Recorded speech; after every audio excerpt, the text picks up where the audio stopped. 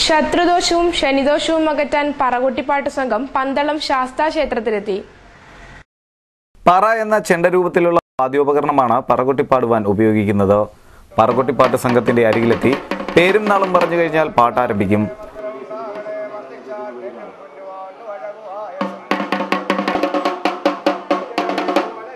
പരമശിവനെ സ്തുതിച്ചുകൊണ്ടാണ് പറകുട്ടിപ്പാട്ട് ആരംഭിക്കുന്നത്. കേശാദിപാത മന്ത്രം ചൊല്ലി തലമുതൽ പാദം വരെ ഭസ്മം ഒഴിഞ്ഞ ശേഷമാണ് പറകുട്ടിപ്പാട്ട് ആരംഭിക്കുന്നത്. പറകുട്ടിപ്പാടിയ ശേഷം ഭസ്മം ഉച്ചിയിൽ പുരട്ടി അനുഗ്രഹിക്കുന്നതോടെ ശത്രുദോഷവും ശനിദോഷവും മാറുമെന്നാണ് വിശ്വാസം. പറകുട്ടിപ്പാടുന്നതിന്റെ ഐതിഹ്യം ഇങ്ങനെ: മഹാവിഷ്ണുവിന്റെ ശനിദോഷവും ശത്രുദോഷവും അകറ്റാൻ പരമശിവൻ മലവേടന്റെ രൂപത്തിലെത്തി പറകുട്ടിപ്പാടിയെന്നാണ് വിശ്വാസം. ഇങ്ങനെയാണ് പള്ളിപ്പാന എന്ന പറകുട്ടിപ്പാട്ട് രൂപം കൊണ്ടത്.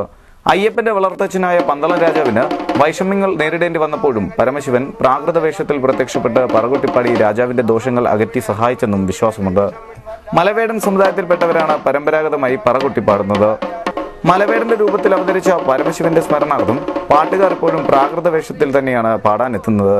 ശബരിമലയോട് ചേർന്ന് കിടക്കുന്ന പെരുന്നാട്, ലാഹ, റാന്നി, ആറന്മുള തുടങ്ങിയ പ്രദേശങ്ങളിൽ നിന്നുള്ളവരാണ് കൂടുതലായും പറകുട്ടിപ്പാട്ടുകാർ.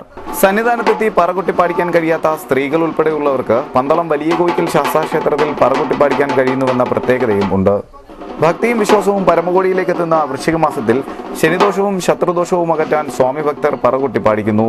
ദേവാദിദേവനായ മഹാദേവന്റെ കാരുണ്യത്തിൽ പറകുട്ടിപ്പാടുന്നതിലൂടെ ഐശ്വര്യവും സമ്പൽ സമൃദ്ധിയും ഉണ്ടാകും.